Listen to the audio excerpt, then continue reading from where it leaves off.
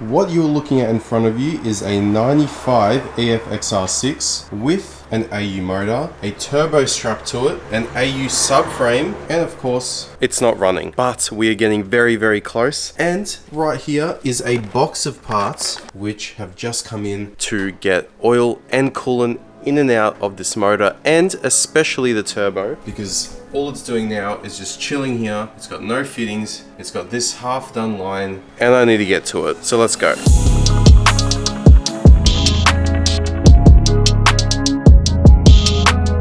So we have two boxes here. We've got a box of Raceworks parts, our water pump, some lines of course, the thermostat housing, I'll get to that in just a second, and in here is our new coolant neck with an expansion bottle delete. Now I'm super keen for this. I'll show you what it looks like in just a second. Now the first order of business in order to actually start this motor was to get coolant and oil running through the turbo. So the first order of business was to put on that fancy new thermostat housing. Now the reason why that thermostat housing had a -6 fitting welded to it is because I am not running a heater, which means that we can make this cooling system really simple. That -6 fitting was welded on in order to get coolant to the turbo, and the -6 fitting welded onto the back of the thermostat was for our turbo coolant return, and you'll see that later in the video. I have installed the thermostat housing and the water pump. The water pump was such a pain in the ass because I had to wire wheel all the old sealant and gasket paper off the block, and it's not easy to get to it with the intercooler in the way, and I couldn't be bothered taking the intercooler off. Anyway, water pump is now on and the thermostat housing is on.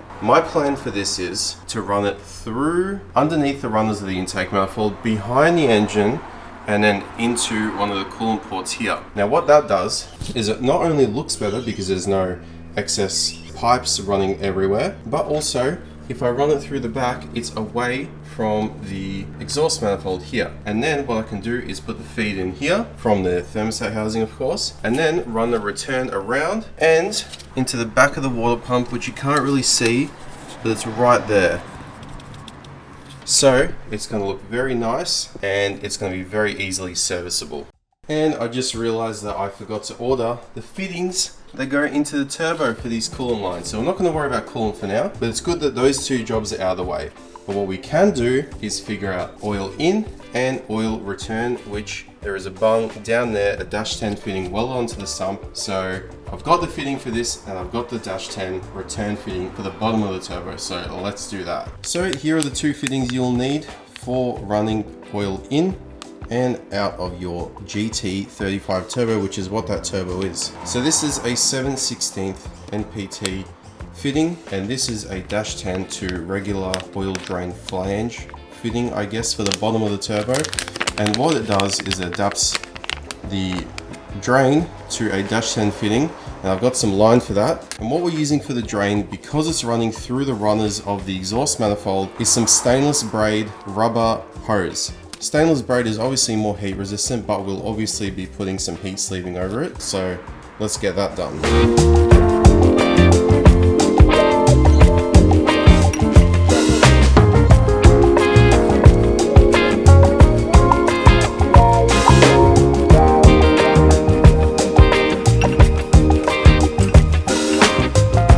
So yesterday off camera, I finished up the oil drain because it was a massive pain in the ass. I've never worked with stainless braid AN lines, but it's done. So we got oil in now. I just got to tighten that up, and oil drain. As you can see, here is our black braided line that goes from the fitting, the -10 fitting there, to the -10 fitting on the sump, which you can sort of see down there. I also, off camera, had to clock the turbo, so a little bit clockwise, because the angle at which this was coming out was sort of pointing this way, and it would have been fouling on this pretty hard. So it's now pointing straight down, which now puts less slack on this fitting and less slack on that, so it's a win-win situation there. But now we need to install the rest of these fittings and lines. Everything here was supplied by Tristan, Turbo Tristan at spoolup.com. So go show him some love. He hooked me up massively with these parts. Thank you very much to you, Tristan. Since I finished up the oil in and oil out on the turbo, it was time to then move over to our water fittings. So I installed the metric to AN converter fittings onto the turbo, so then I could start making up the AN lines.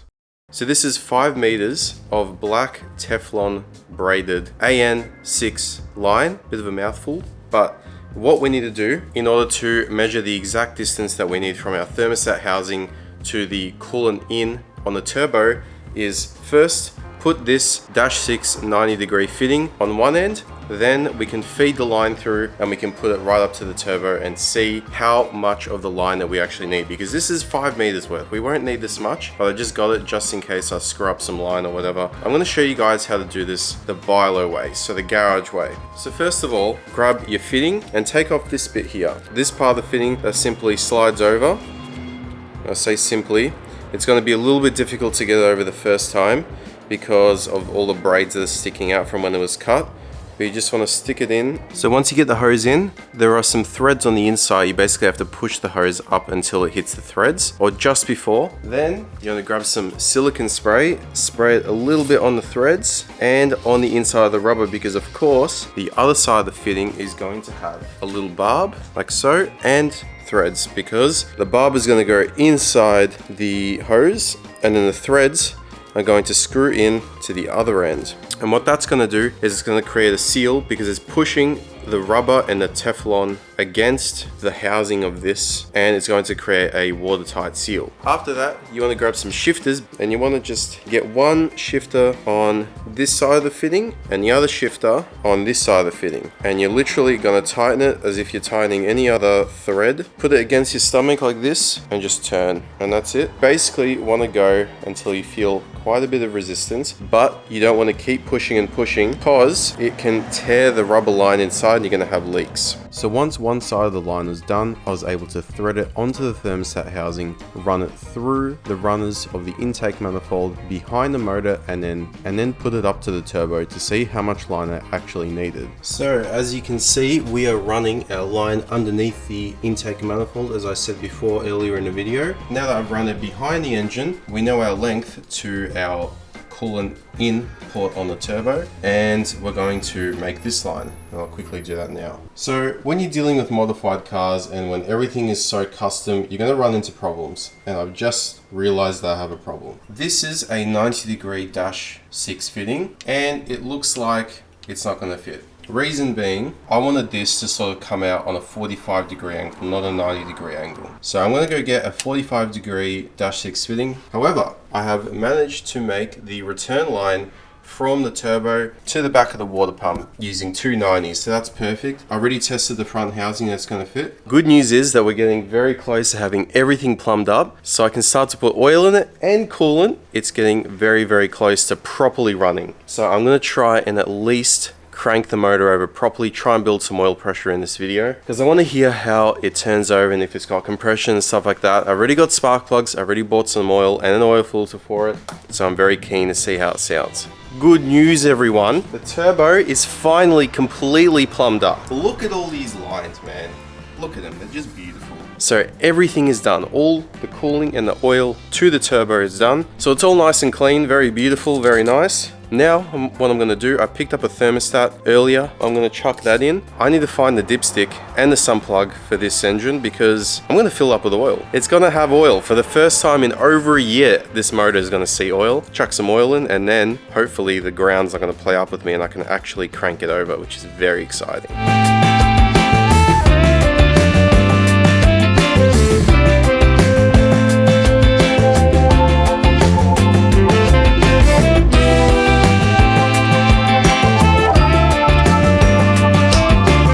Look at that.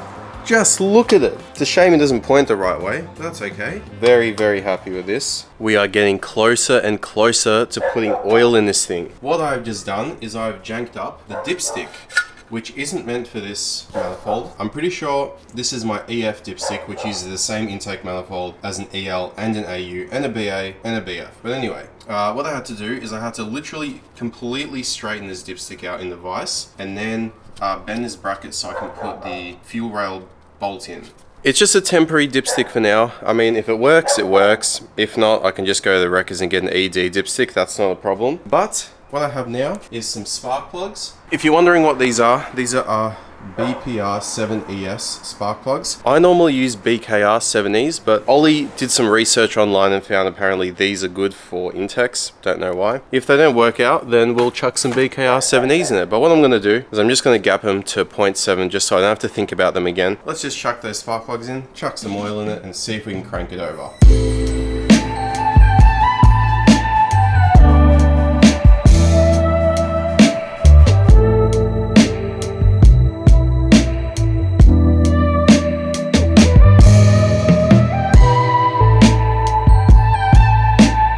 I know I keep saying this, so we're getting very close to putting some oil in this. I've just cracked the oil filter, which has been on here since James Cook found Australia. It was welded on, so, and I remember doing the oil change on this, the car that it came out of, which is my old AU, my silver AU, but hopefully oil doesn't pour out of it because this engine should be drier than the Sahara Desert. There we go. Look, the oil's still brand new on it. Time to chuck this out. So I have myself some premium mineral oil. I just want to put oil in it. Eventually, when it does start, heat cycle it and then dump it and put some fresh oil in it. Reason being, this engine has been opened whilst we've welded next to it, whilst we've like grinded metal, drilled things, like everything. I tried to brake clean most of it. Just good practice to flush some oil through it. Also, I'd use assembly lube on the head, so we want to get that all out. I'm just going to chuck it in. All right, I'm going to stop talking.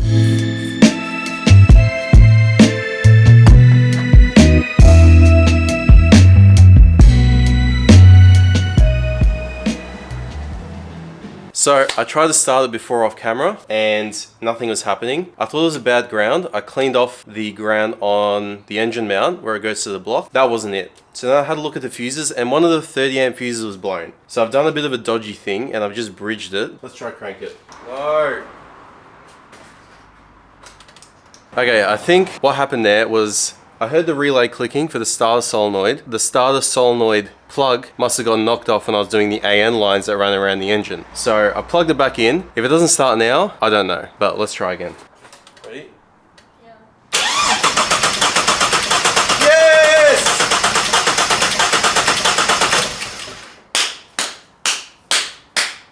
And we got comp as well. And this is where the problem started. I celebrated way too early. This motor was missing comp in one of the cylinders. Now I didn't realize it at the time, but I sent this video to Ollie and he swiftly pointed out to me that it sounded like it was doing a compression test on itself. Have a listen again. Now let me play a clip for you guys of what the engine sounded like when I first picked up this car and Ollie and I tried to start it 2 years ago. What you are hearing in this clip is one of the spark plugs completely pulled out of the motor because Ollie had it grounding out on the timing case so we could check if the motor had timing. And in the present day, my motor sounded exactly the same. But nevertheless, Ollie came over that night and neither of us knew that the motor was damaged. But we still went ahead, wired a few things up, popped the fuel pump in, and we wanted to hear the intake run for the first time in almost a year and a half.